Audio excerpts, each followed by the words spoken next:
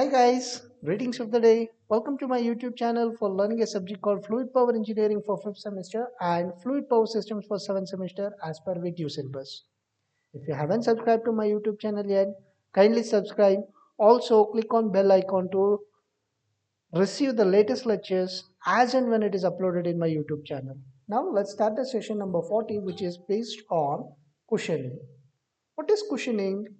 Air cylinders are fast acting and piston will tend to accelerate over the whole length of the stroke and develops shock loads on the caps. To avoid this, decelerating device or cushion is generally provided in the cylinder geometry. This normally takes the form of a cushion chamber in the end of the cylinder into which nose part, that is nothing but the plunger of the piston, enters, which you can observe as shown in the figure. The cushion boss or piston nose is usually tapered to provide a smooth progressive entry, but provides a plunger type seal once it has fully entered the cushion chamber, which you can observe in figure B, shows the graphic symbol for cushion cylinder fixed type on one side of cylinder.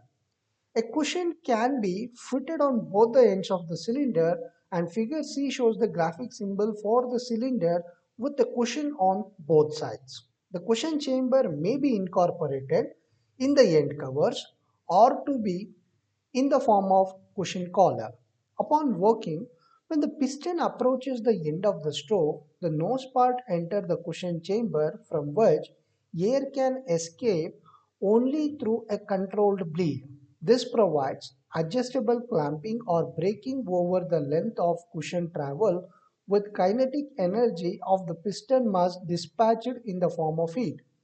There are some drawbacks of integral cushion described above, which is effective above a certain speed.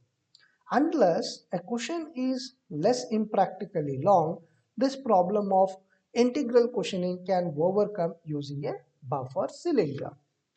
Then coming to the next concept, that is called as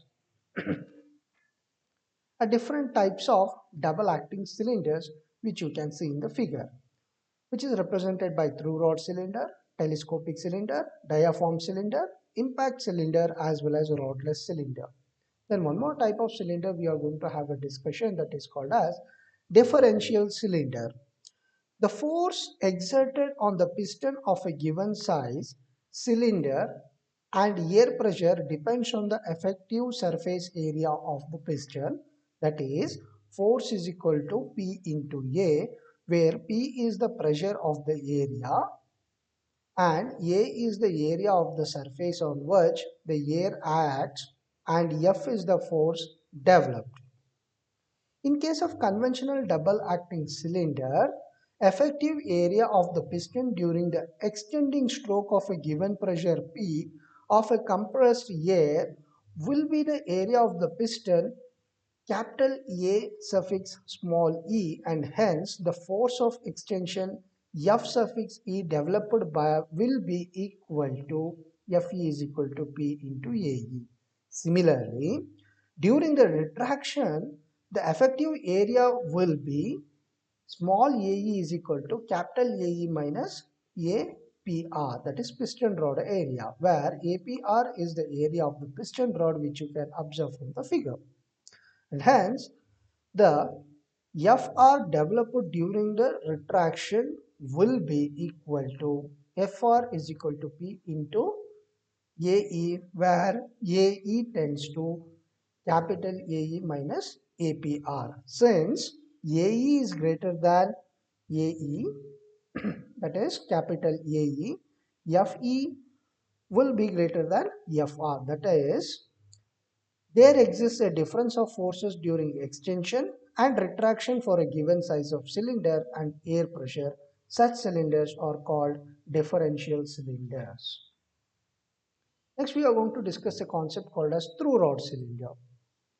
To maintain same force extending as well as retraction, effective area should remain same. This can be achieved by having a piston rod of same diameter on either side of the piston, which you can see in the figure.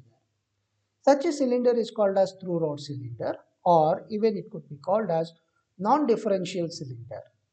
The main advantage of such type of cylinder is stability of the operation since the piston rods on either side will be supported on bearings. In addition to this, both the stroke can be used to carry out work, thereby improving the efficiency of the system. Then coming to telescopic cylinder, sometimes necessity arises to have a long stroke length of the piston, but available space will be a limitation for placing a cylinder of such stroke length. In such situation, telescopic cylinders may be used, where in the fully retracted position, the length of the cylinder will be equal to the length of the conventional cylinder. And the figure shows a telescopic cylinder. It consists of a series of annular nested tubes placed one inside the other. The total stroke length of such a cylinder will be the sum of the effective extension of each cylinder, the force being equal to the product of the pressure and the effective area of the smallest cylinder. Then coming to the diaphragm cylinder. This is similar to a single acting diaphragm cylinder, but the thrust or force being developed both during extension and retraction, which we have discussed earlier, the force developed is quite high with very short stroke length. Such cylinders are useful where force is of primary importance rather than the stroke length. And the figure shows the double acting diaphragm. Next, we are going to discuss a concept called as impact cylinder. Pneumatic cylinders are used for metal forming operations, an operation which requires large force for a very short interval of time. A large force acting for a short interval of time is called impact. Pressure of air in pneumatic systems are much lower than in hydraulic systems, but impact force can be generated by accelerating a hammer connected to a high velocity piston rod of cylinder and thus allowing it to strike the target. Such a cylinder is called as impact cylinder and the operating principle which you can see in the figure. Effective area of the piston on the head end side is smaller than the effective area of the piston with the rod end side, that is A2 is greater than A1, which you can see the same by the figure. Upon working initially, the cylinder is retracted by applying high pressure through port R. Now compressed air is applied to both ports E and R. The cylinder remains in retracted position because of the force exerted on the piston rod is more than the piston side because of effective area is less on piston side than the effective area Y on the rod end side, that is F is equal to P into A as shown. Suddenly the piston area X experiences port E pressure with a large volume of air accumulated. It is accelerated, that is extends rapidly to a very high velocity of the order of 10 meter per second. Impact cylinders can also be developed using a conventional cylinder with a pneumatic circuit.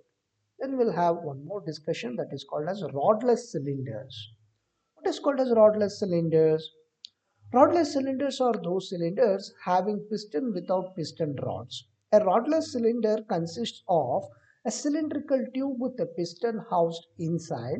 The piston moves to and fro inside the cylinder due to compressed air. These rodless cylinders are best suited for a space is a problem to accommodate the piston rod during the extension, and this figure illustrates the principle of a rodless cylinder which you can observe. And which are the different types of rodless cylinders are there? We have three different types. We will discuss each and everything one by one. So first we'll discuss the concept called as C-shaped housing type.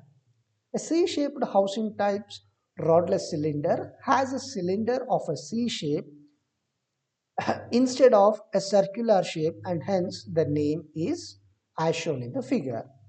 A and B, the assembly of the cylinder. In case of the piston head is directly connected to a carriage riding along the outside of the cylinder, an ingenious multi-part sealing grip prevents air from leaking out of the open part of the C-section. Coming to next type is called as magnetic rodless cylinder. Another common rodless cylinder is a magnetic type. A magnetic type rodless cylinder of a conventional type consists of a piston head of a strong magnet. A circular carriage rounds the cylinder as follows the magnet.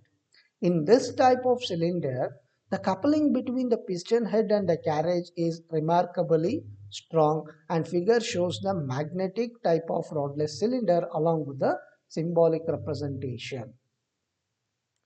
Then the last type is called as cable type rodless cylinder. Cable type rodless cylinder consists of a cylinder and a piston head. On other side of piston head or fastened a cable which pass around pulleys mounted on the ends of the cylinder.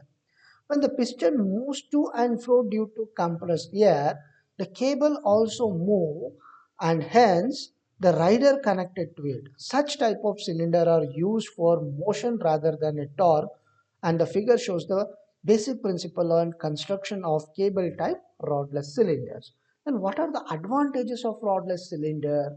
It is unlimited directional application, uses 50% less space than the conventional cylinders, no piston rods to bend, and self-locking velocity control adjustments for speed and accuracy.